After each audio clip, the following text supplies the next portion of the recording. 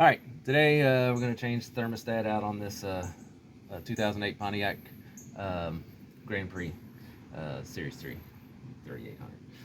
Right here's the thermostat housings. This should be pretty straightforward.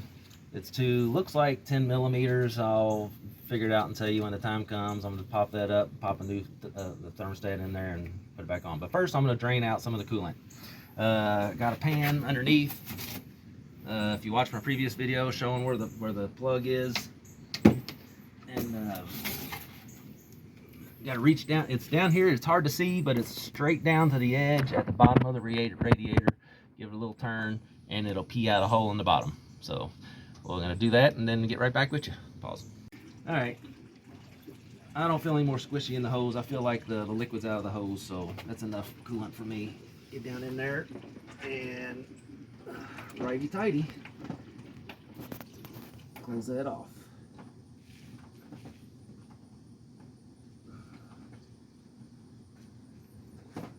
It is just a plastic stopcock, so don't over tighten. Okay, now I'm gonna get me some 10 millimeters and just pop these two screws off. These are nuts, and this whole thing just pop right out. Pull it out and put in the new one.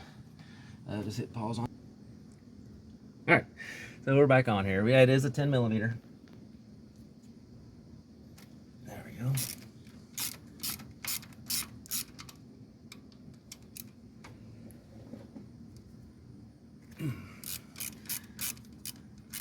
Alright, so I'll pause that while I take these off. Yep. Alright, so now we got these loose fit. One of them was a stud, but the whole stud came out. Your hand in there just to get a hold of something is the hard part.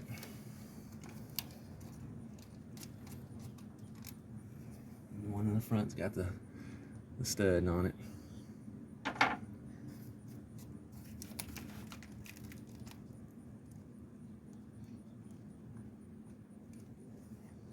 There's the other one. Now, just lift that off. No muss, no fuss. Some people just lift it off and try to be fast and not have stuff. I don't like the stuff spilling all over. So that's the housing. That's all it is. I'll wipe that down, make sure I got a smooth enough surface. It generally seals itself on that with the gasket there. So pop this out of the way. Pull this booger out. Let me go get a flathead screwdriver. Whoop, pop. All right, let's pop this up here.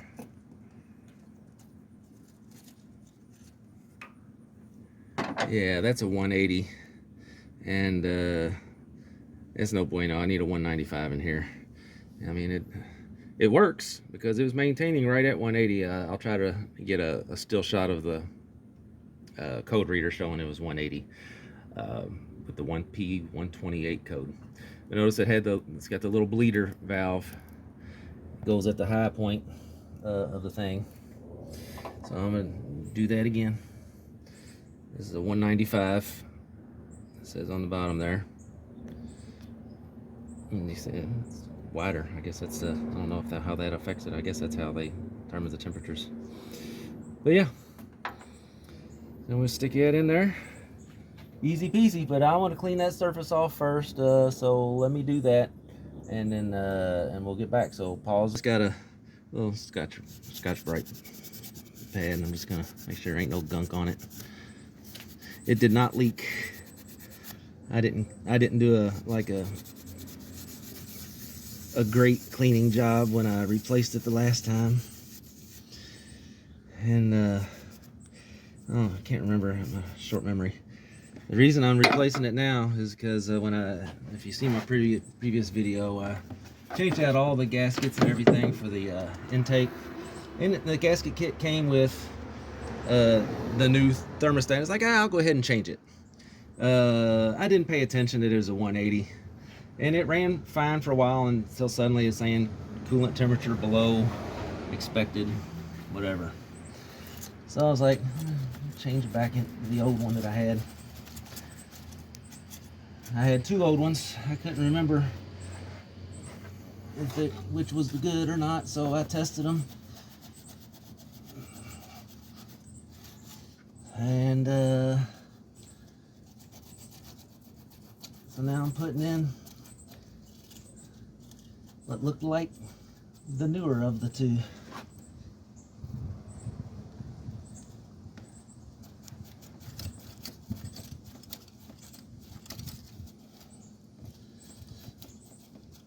Alright, just running it, getting it clean around the edge there.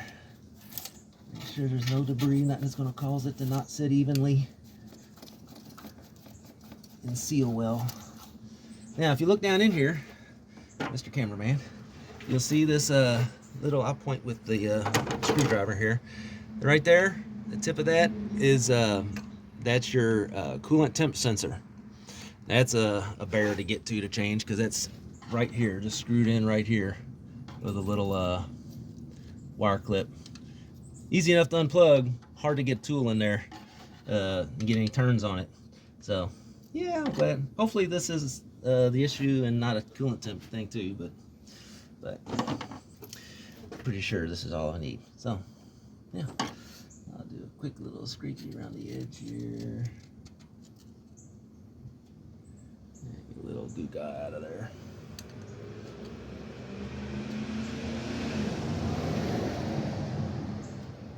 Just like to make sure I'm good. And I am. Alright. And now, where's our good one? Here we go. Just going to take it in there with the WEPO, the pressure valve or whatever, at the highest point in the gravity. And if, the whole thing's tipping kind of up at that angle, so I think that's about where I want it. You know, the highest point in there.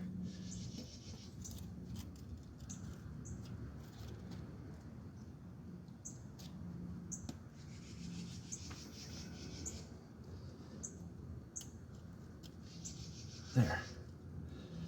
That's in there. Nice and even. Equally down the whole way. Stick this back on. Refill it with coolant. We'll release this nut at the top, enough to burp out the air, and go from there. So stud went in the front.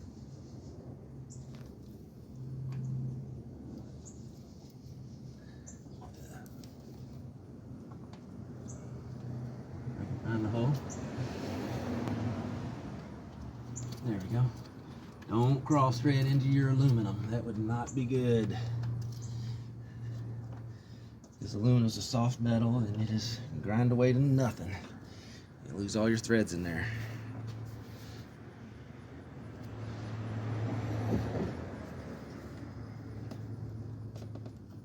Don't want to have to buy a new intake.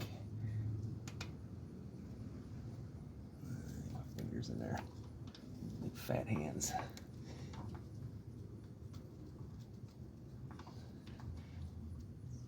I prefer using my fingers, that way I can feel the threads better.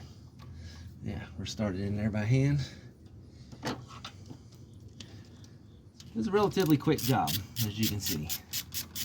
If I wasn't just yammering, and if I had all my stuff sitting next to me, it's probably a 5-minute job.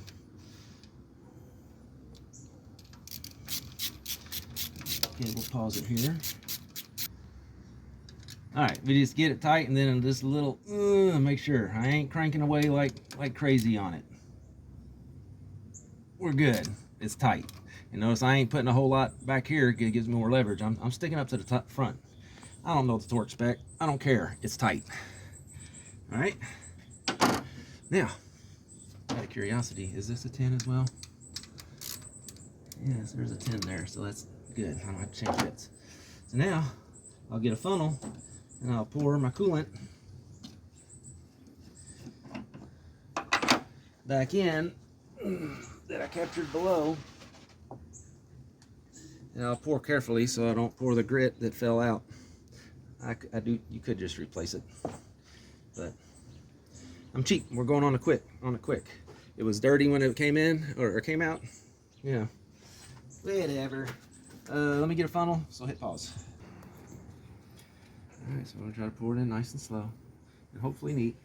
The whole idea of draining it, by the way, was it was 2 quarts. Oh, so much for being neat. I went too fast. So do better than me. Pour slow, extra slow.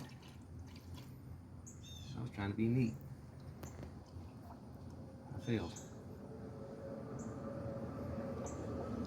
Glug, glug, glug.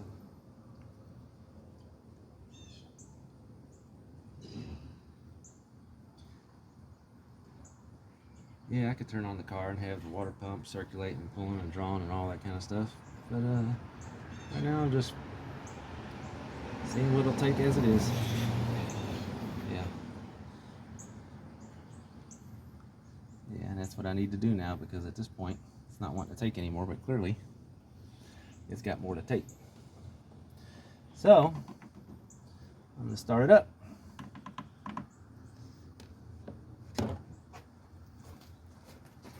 Pause.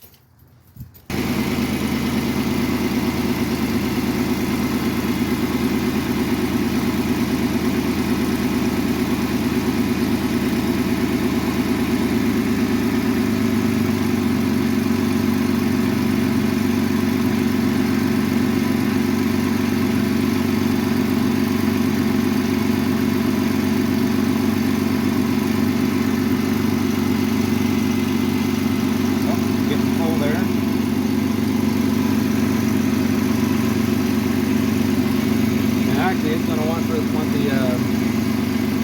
thermostats are open. But I'm going to jiggle them. I'm going to do some squeezing on this hose, nice and slow. Let go, let it suck in some.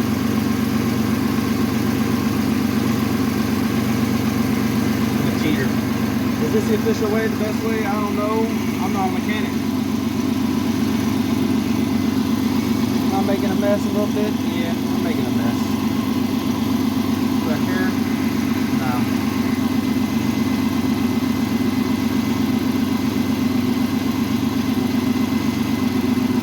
Alright, to the point where there's so little left. I want to put it into the reservoir, not through the radiator itself, because I don't want to spill anymore. That's me carrying.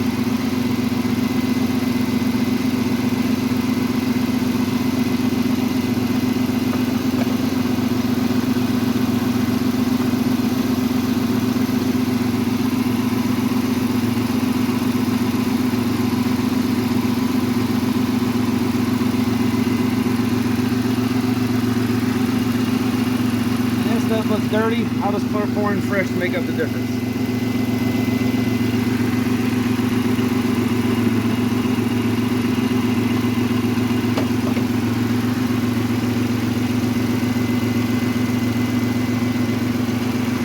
Bleeder.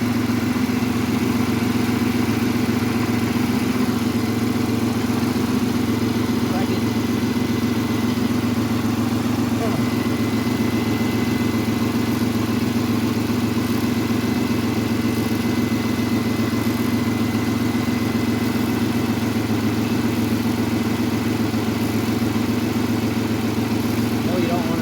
All the way. I just want to see some goo come out.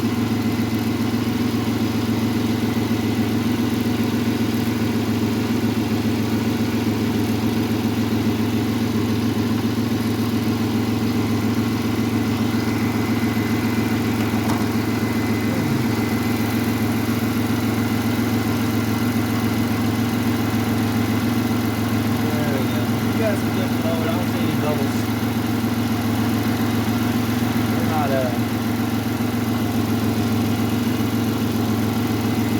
not up to temp yet either, but I think that's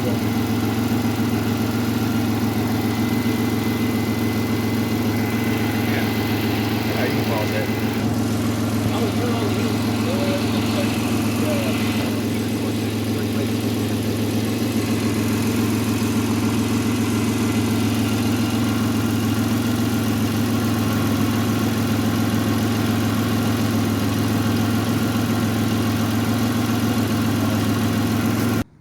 So I bled it up there. There's we had some good ooze, and you know, it's all good, solid, good to go. That's done. It was easy. Changing the thermostat, 2008 Pontiac Grand Prix, 3.8 liter, Series 3. Thanks. Alright, there, we're just starting to ooze. It was bubbling, and I didn't turn on the camera fast enough. It's just starting to ooze instead of bubble out of that. Oh, there's some more bubbles.